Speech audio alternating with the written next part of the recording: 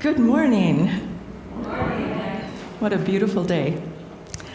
Wasn't sure when I woke up this morning on these beautiful summer days if there'd be two people here or more than two people. So it's wonderful that you chose to be here this morning. The work I do through my company is changing the energy of environments. And there's different aspects of that.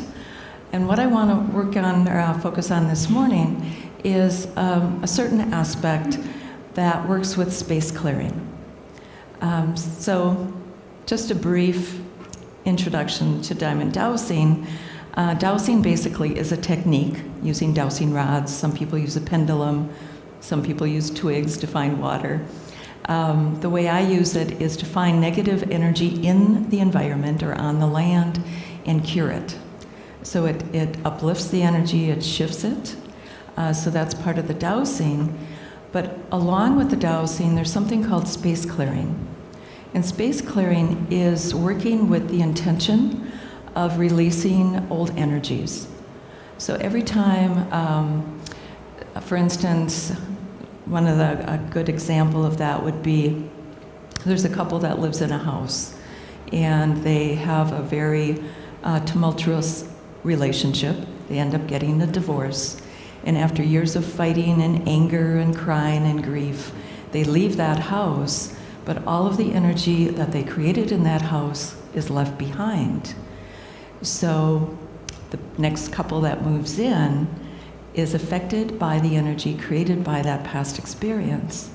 So it's really important to understand energy from that level and clear it. I've known a lot of realtors over the years that will actually have a house that they call a divorce house. And what it means is a couple got divorced, another couple moves in, they get divorced, another couple moves in, they get divorced. And it's a pattern that keeps happening. So that's something called space clearing that I work with to clear out old energy. This morning, however, I want to go even a little bit more specific and talk about spirits, and which is also part of space clearing. So the theme for this month is peace within, peace without. And I felt this would be a really good way to end the month and talk about finding peace for ourselves and for others that we're not always aware of. So I'm here as a voice for a large part of our population that no longer have a voice. And I call it part of our population because these are souls that had chosen to incarnate at a certain time. And at the end of that lifetime, at the end of that incarnation, they got stuck. Something happened that they were not able to continue in their soul evolution, to continue on. And we call them spirits, ghosts, wandering spirits. We've got lots of names for them. But what I want to do this morning is share my experiences to help you understand who these souls are, some of them, the ones that I've worked with, and why they're stuck here and how we can help them. So before we get started, I just want to ask everybody here, how many people have seen what we consider a ghost or a spirit? Oh, okay. Have you known anybody? How many people have known somebody that expressed seeing a spirit? Okay. Over the years, when I started doing this work, it was very interesting. I would start talking to people, and as I'm talking to them, they'd say, well, this happened to me. I had this experience, but I never told anybody about it because I was embarrassed, or I thought they'd think I was crazy. So there's this whole energy out there that, yeah, I could have this experience, but I can't talk about it, I can't share it, because people would just think I'm crazy. So I want to dispel a little bit of that this morning, hopefully, because we have to get to a point of talking about it. We have to understand these spirits exist, they're around us, and they are asking us for help. So I'm going to share a little bit of my story of how I got into doing this. And I've been releasing spirits now for the last 10 years. And there have been some pretty amazing, I would say, information that I've received from them. A lot of education. They've taught me a lot. And I want to share some of that with you this morning. My learning started when Marie Diamond came to Fargo, North Dakota in 2005 and taught one of her first dowsing classes that she did here in the United States. So the dowsing class, I was enthralled. It's like, okay, what is this? So I did learn how to find and cure the negative energy, geopathic stress lines, negative vortex, interference lines, EMF energies, all of that. So that's a part of it. And then 4 o'clock on Sunday afternoon, she said, okay, now we're going to do some space clearing. I had no idea what space clearing was at that time. But we had talked about emotional energy, the mental energy, all this energy that we create that we can clear out. Okay, create a nice, safe, peaceful place. So what we did the first time was she gathered all of us in a circle and she opened up a portal. And I referred to a portal as a doorway to the quantum field. It's an opening to allow spirits to leave. So she took us into a meditation, very important to protect our own energy when we do this work. And we held the space for about 20 minutes as over 200 souls, spirits, stepped into our portal that we created. And it's like an elevator. They stepped in and they were gone. And we send them back to wherever they need to be in the universe to continue their soul evolution. So after we were done, she opened up sharing with the group, and it turned out probably about half of us either felt or saw these spirits as they came into our circle to be released. And there were adults, some of them were from 200 years ago, 100 years ago, 20 years ago. There were animals that came in. So spirits or souls that were stuck or trapped in that dimension at that time had an opportunity to be released. So we set up this circle, an invitation for them to go home, to wherever they need to go. So that was my first experience releasing spirits, and I was blown away. I went through the certification program. A year and a half later, I'm back in the same space, in the same meeting room, teaching my first dowsing class. And what I learned in that weekend was it's really important to communicate with spirits, and that we can communicate with spirits. So I started teaching the dowsing class, and about 10:30 in the morning on Saturday, I couldn't teach anymore because the halls in the room were filled with spirits. I'm going, it's not time to release them. What are they all doing here? Well, I learned that I had to let them know, give them a time. 4 o'clock on Sunday, I will be releasing you, or we'll be opening up a portal, but until that time, please stay out of my space. Okay? So one of the things I had to do that morning, it was too late to communicate them and get them all out of my space. So I had to teach the space clearing technique first.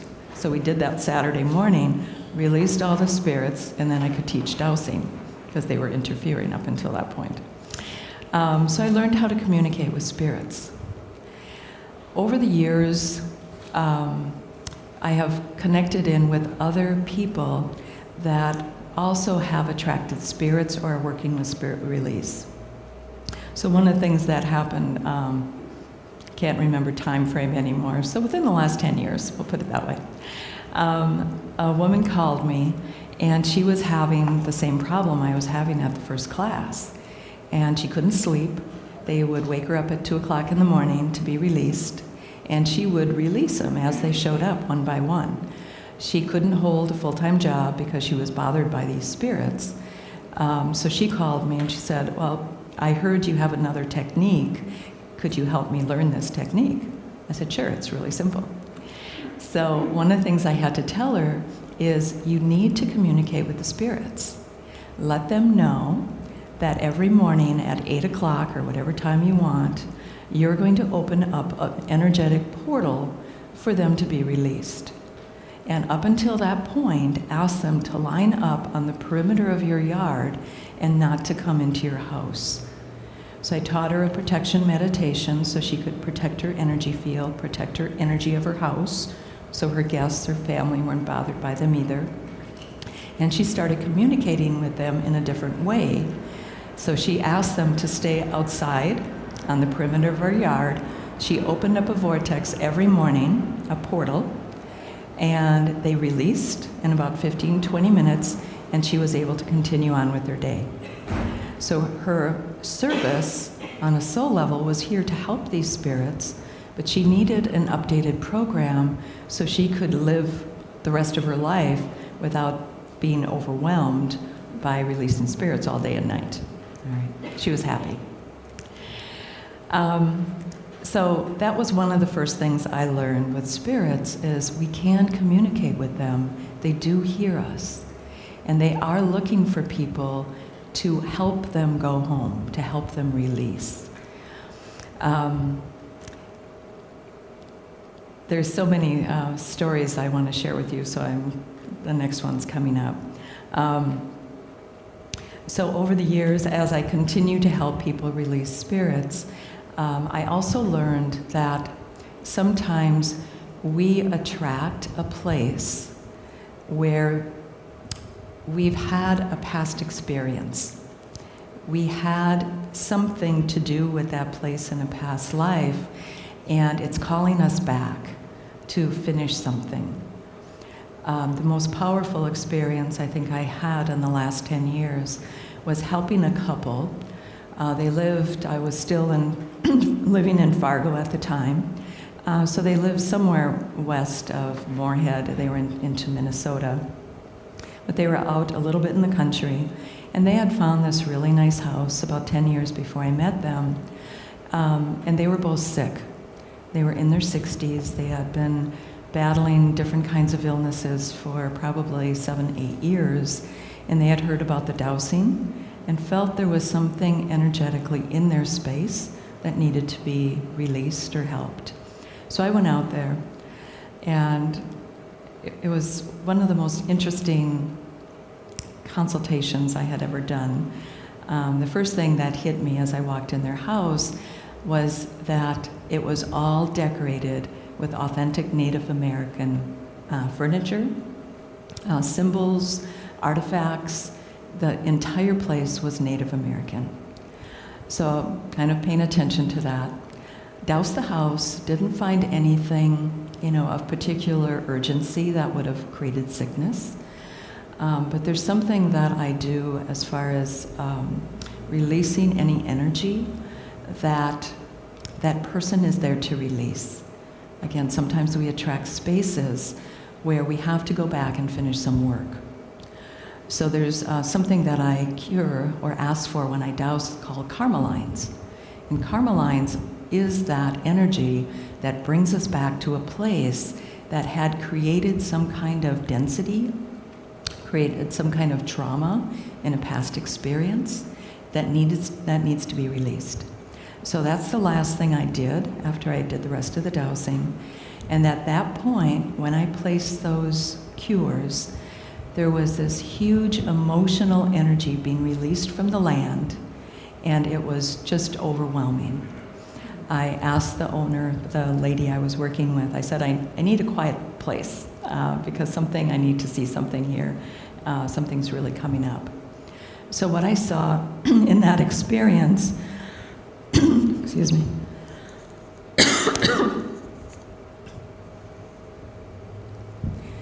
so what I saw in that experience was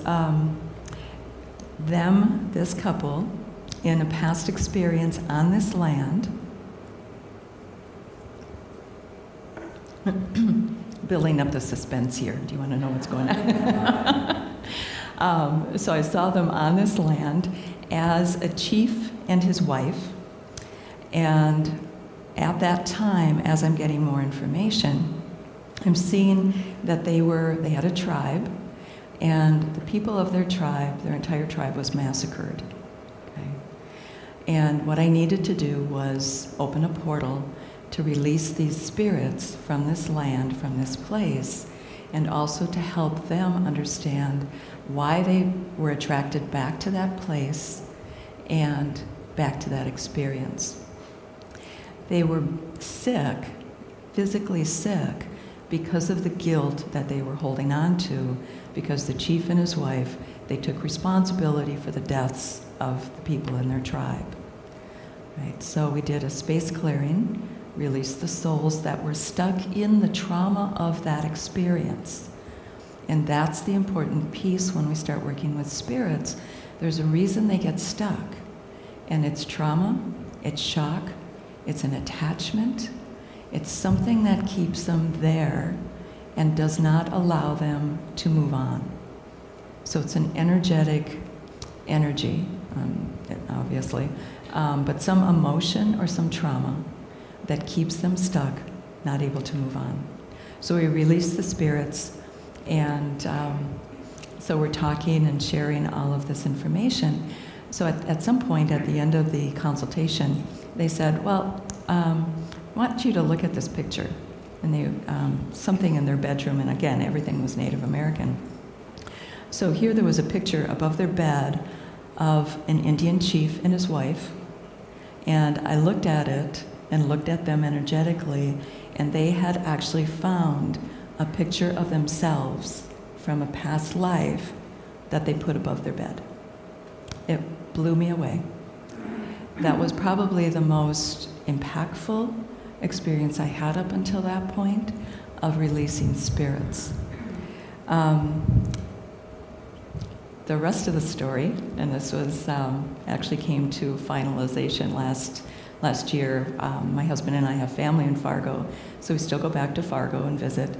So about a year and a half ago, I was in Swanson's health food store, and here this couple comes in to do some shopping. And I hardly recognized him. I hadn't seen him since 5, 6, 7 years before that. And here they were, a picture of health. They were vibrant.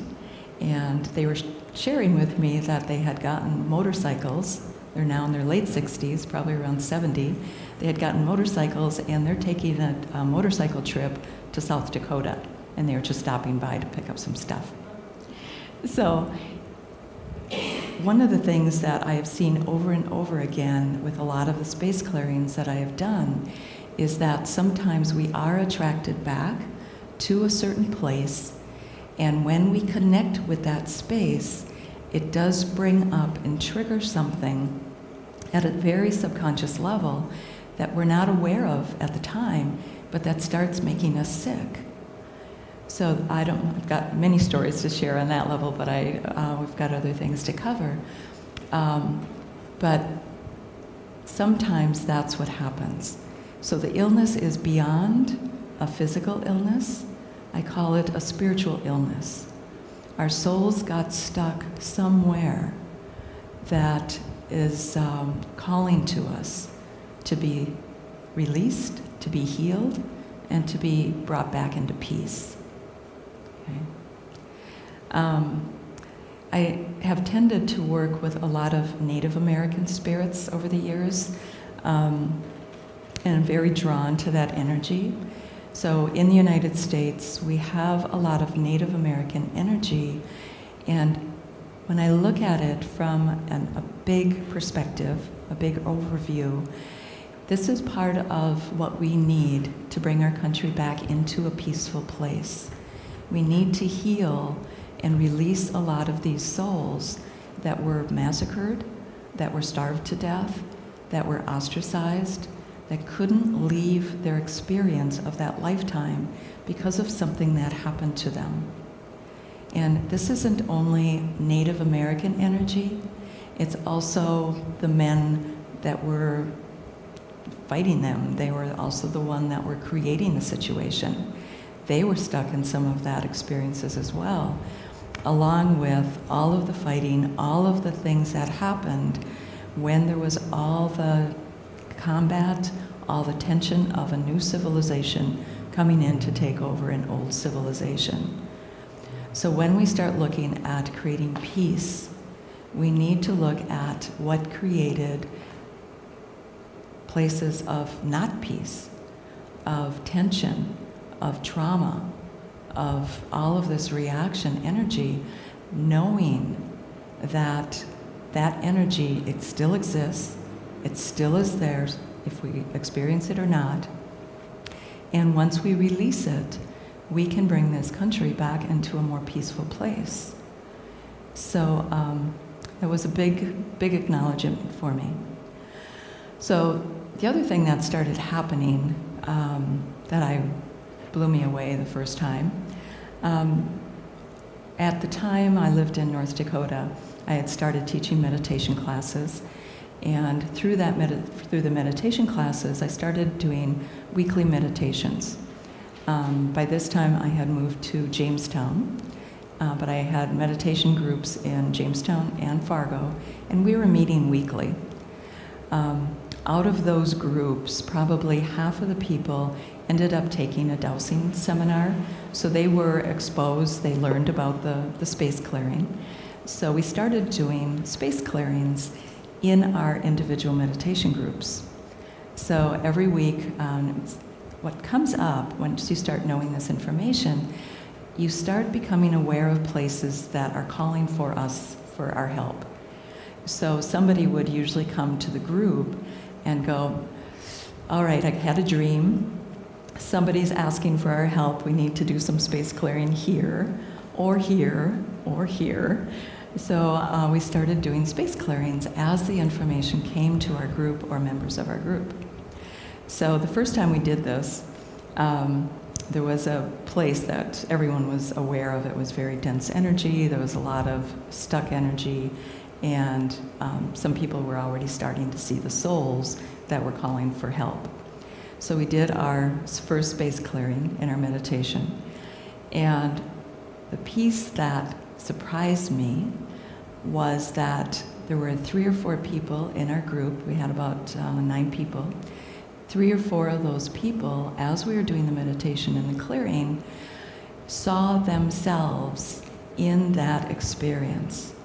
Again, just like the couple, the Native American couple, but it's understanding that there's a soul piece that got stuck, and it's just a piece of our soul, but it's a piece that gets stuck in a situation, and as we were releasing and bringing in light and energy in that situation, people saw themselves in that experience.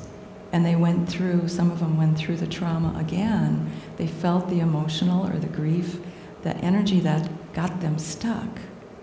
So we release them, and it's like all this light comes back into the group, into the experience, as it's called soul retrieval. I'm sure a lot of you heard of that. But we're retrieving pieces of our soul that came into an incarnation, had an experience, got stuck in that experience, and couldn't move on, again, to continue its journey. So this is another big piece of what we're doing, and every time I do space clearing, I always think of all the souls that are being released and going back to wherever oversoul or larger soul piece that they're connected with. So there is an inner peace that we start finding when we start collecting our soul pieces back. It's a wonderful inner peace. So lots of different experiences that I could continue to share, but I really wanted to talk about what keeps them stuck, who these souls are. So think about them as, for instance, if you ended this incarnation, let's visit that for a few moments. The other thing that keeps them stuck is attachments. Let's talk about attachments. So if you're in a place and you absolutely love this house, and you built it, you furnished it, you've lived there, you had great memories there, and you ended your lifetime, and it's like you had so much energy invested in that place that you absolutely didn't want to leave it. Sometimes that creates a spirit connected with that space. So it could be an attachment, an emotional attachment. There could also be a place, this was actually an experience I had before I took the dowsing class and learned how to release a spirit. Sometimes a spirit gets attached because they're in a fog and cannot see the doorway, the portal, to take them home. This happened in a house that I purchased in Fargo. I was very proud. I bought my own house. It was this cute little tiny house. It had been built and owned by one couple, and they had, it was an estate sale, so they had both passed within the last 6 months, about 3 months apart. They were in their 80s. And so I walked in, had to see beyond the cosmetic stuff, but it was very dark. All the curtains were very heavy curtains, no light coming in. They were very frugal. They had 25-watt light bulbs, so it was very dim and dark to begin with. So it was just really fun. I was able to kind of flip that house and opened up the lights, and it was great stuff. So I had been there for about maybe 6 months, laying in bed one night. And what I knew about this couple, I should say this, he was actually an executive in the area, and she was a stay-at-home wife, but she had the disease of alcoholism. So she was an alcoholic, and so they passed, okay? So I had been there about 6 or 8 months. I'm laying in bed one night, and I'm in that space between sleep and awake, and I saw this woman come into my bedroom, and she's looking around, and at first she was going to go to my husband, but then she saw that I was awake and started very slowly coming over to my side of the bed, walking like this. She was 86, she's slow. So she had her finger out, and she's walking really slow, and I'm holding my breath. I couldn't move, and at some point she touched me, and it's like, ah! I screamed. But she was so real, and so, like, this was this woman, and I knew it was. I didn't have the information, the technique at the time to help her release. So I'm hoping she was able to move on at some point, or somebody helped her. But I know because of her alcoholism, and this is what happens as well with any kind of drug-induced death, alcoholism, any time that we have kind of lost ourselves, we're not fully connected and present, it creates a fog around us that when we do pass, and there is that opportunity to go, we can't see it. So we get stuck. Okay? So those are some different things, different areas that keep people stuck. And one of the things that I like to educate people about is that these aren't the ghosts and the spirits that we grew up with. I don't know how many of you sat around campfires as a child telling ghost stories. The ghost that came up from the basement, and we have these images like the Sixth Sense of people with their heads cut off, or it shows physically how they died or burned. The spirits aren't like that. The spirits are energetic beings that are beyond their physical body, beyond their form, and what happened to their form does not show up in their spirit realm. Okay? The information comes in different ways, but it's not the scary ghost kinds of things that we grew up with. So a lot of what we have to do is get beyond the fear, and when I do the space clearing work, it comes from a place of compassion, understanding, love, that they're just souls that were incarnated in a physical body, had an experience, and for some reason were unable to move on. And that's the information, that's the connection that I make with them. Some of them need to share that information with me, and some of them don't. They're just, I open the doorway, they're gone. It's like, okay, I've been waiting for this one. So I'm going to pause here. We've got about 10 minutes left. But after sharing some of the basics, I just want to open it up for any questions or comments from all of you. And we have a microphone. So does anyone have an experience to share? Any comment, questions about what we're talking about?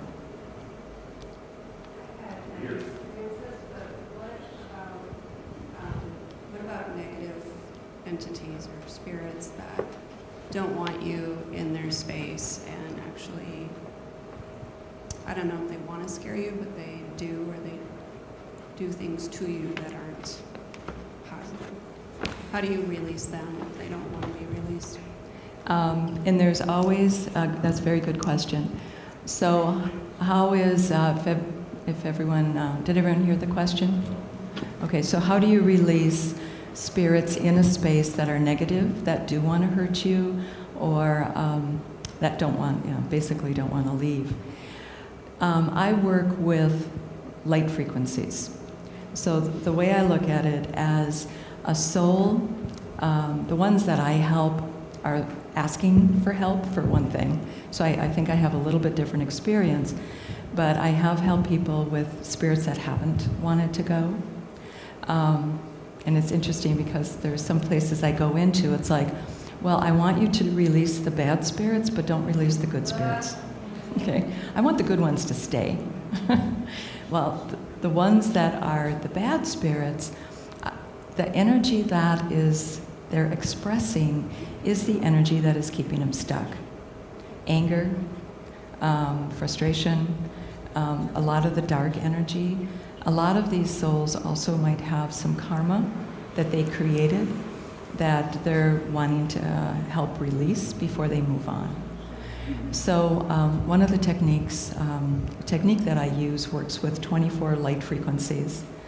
So I always start radiating light.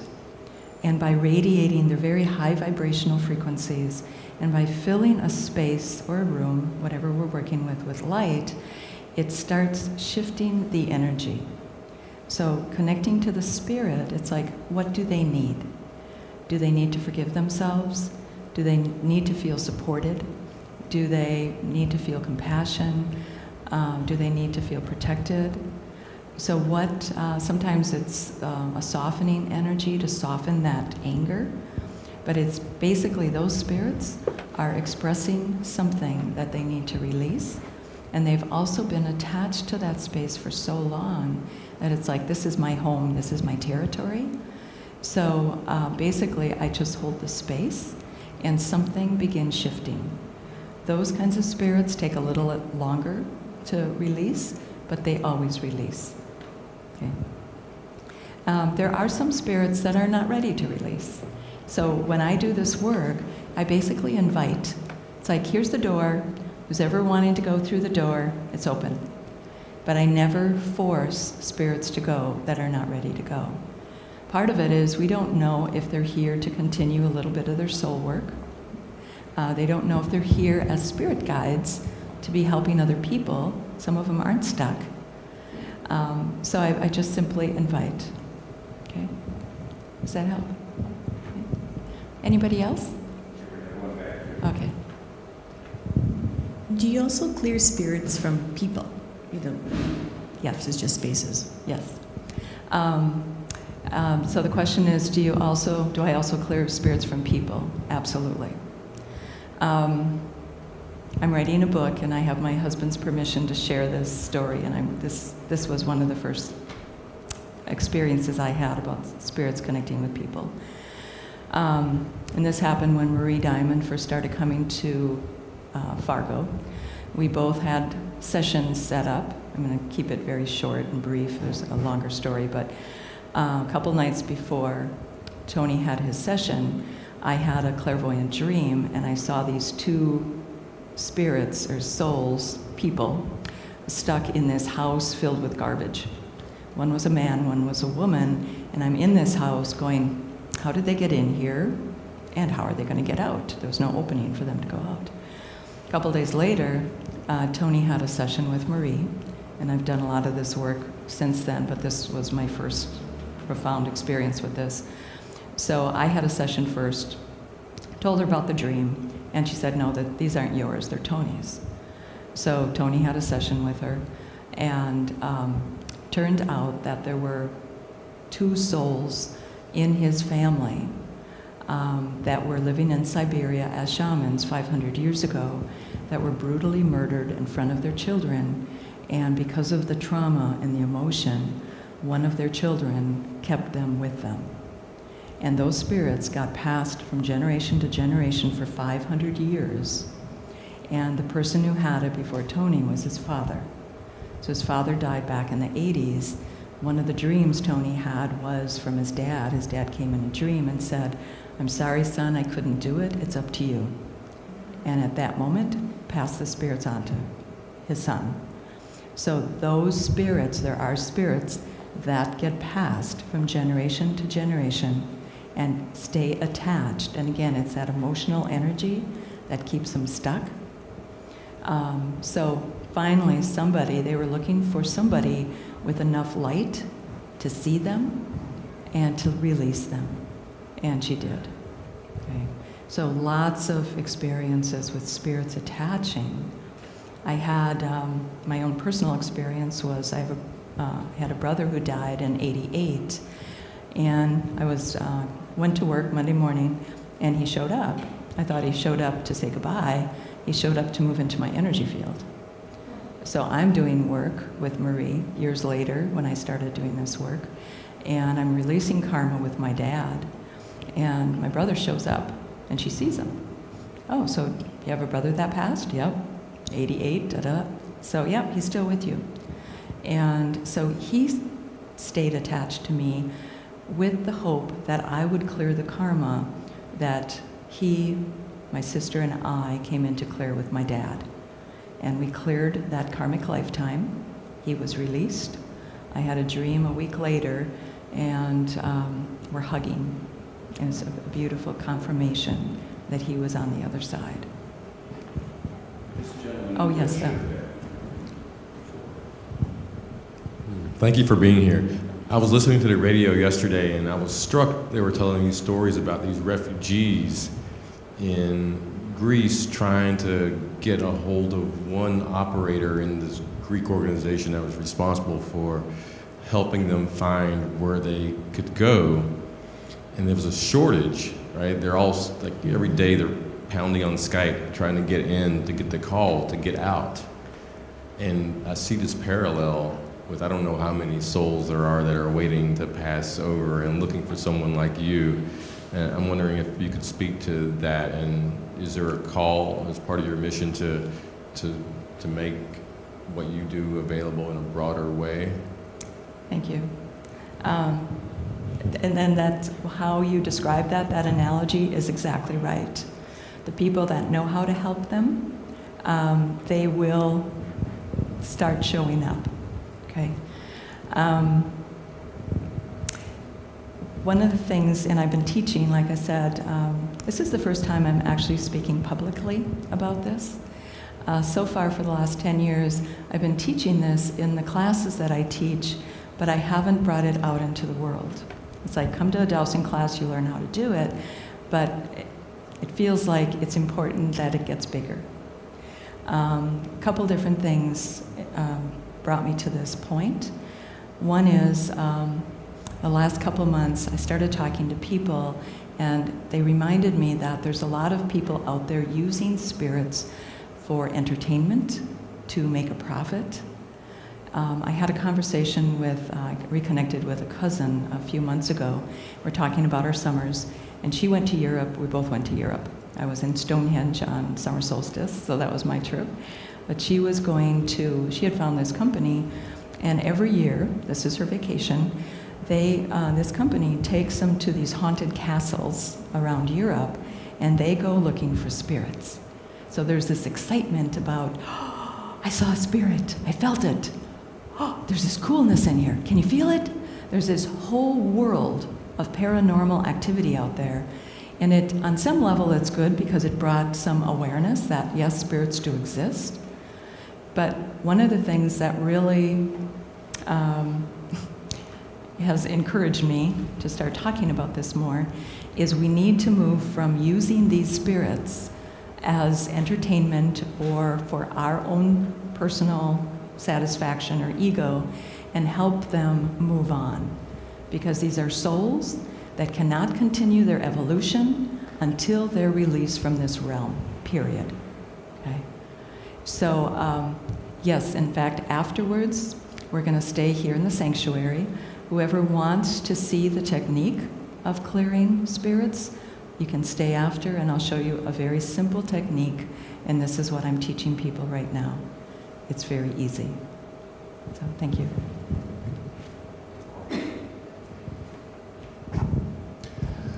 What do you know about souls coming back kind of more as a visit, let's say? I don't really share this with many people, but I guess it's a good the exact subject. When my parents passed, they would come back once in a while, give me energetic hugs, and then they'd move on.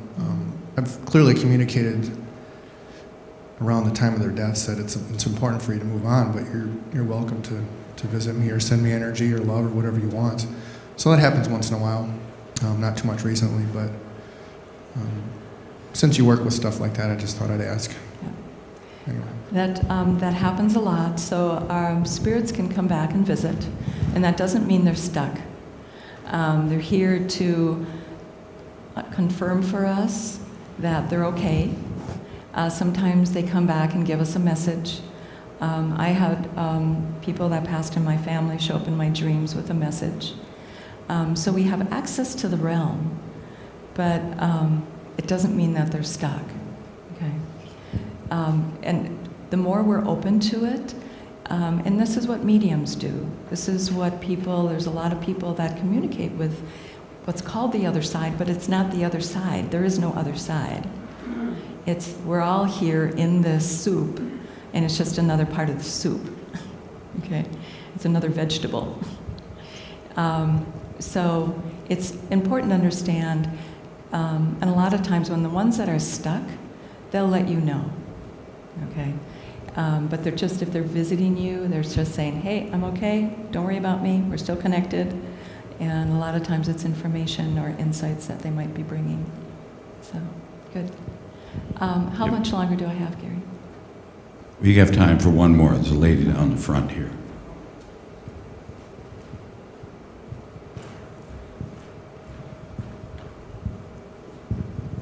How do you feed your own soul on a daily basis? Or I just want to know how you think about for your health of your life. Thank you. So how do I feed myself? Before Marie brought the diamond dowsing to Fargo, she first brought what's called the inner diamond. So there's 3 methods that she created: inner diamond, diamond dowsing, diamond feng shui. I'm master teacher for 2 of those methods, inner diamond and the dowsing. The inner diamond I started doing in 2001, and it is a method, meditation, visualization, that helps us feed ourselves energetically. So the first thing I learned was how to protect myself. I was still doing body work at the time. I started doing energy work. And when I was working with people, I could feel I was taking on their energy. And I started doing this meditation, and it's a protection meditation that filters out other people's energy.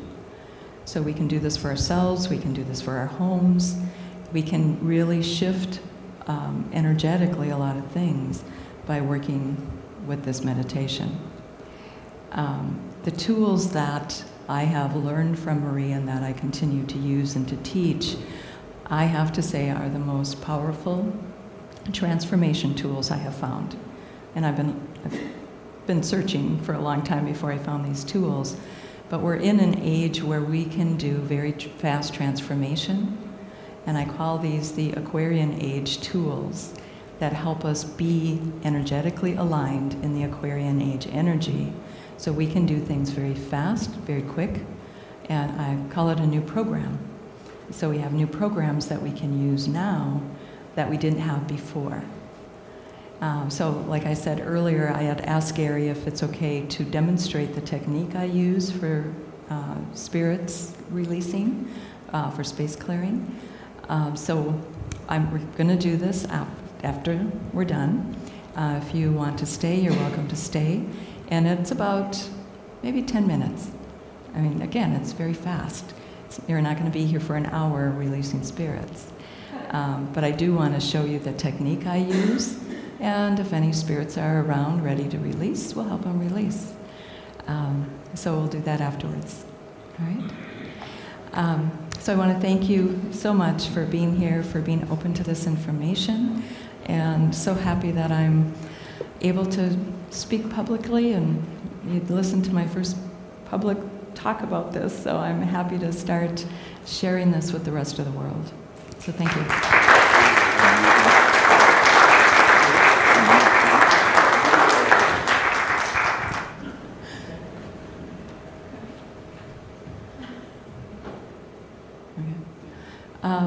So as we finalize today and the month, again, the focus is peace within, peace without.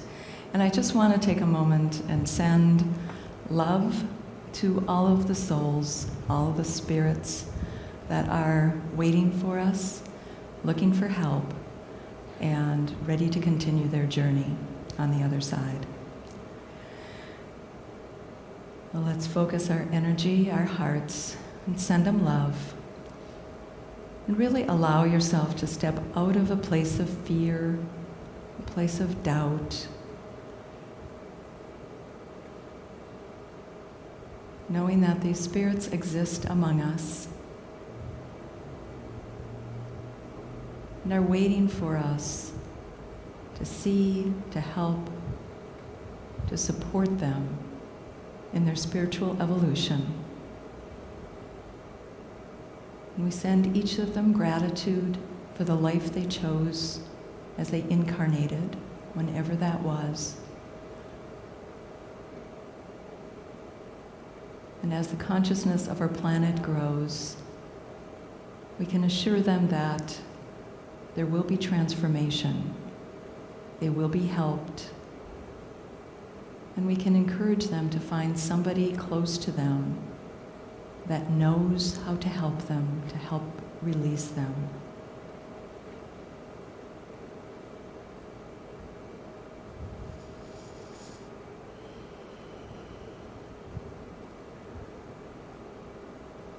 And we ask for blessings, for peace, for ourselves, for this group, to find the peace within and the peace without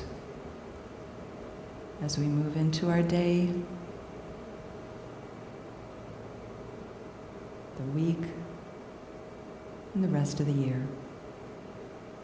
Amen.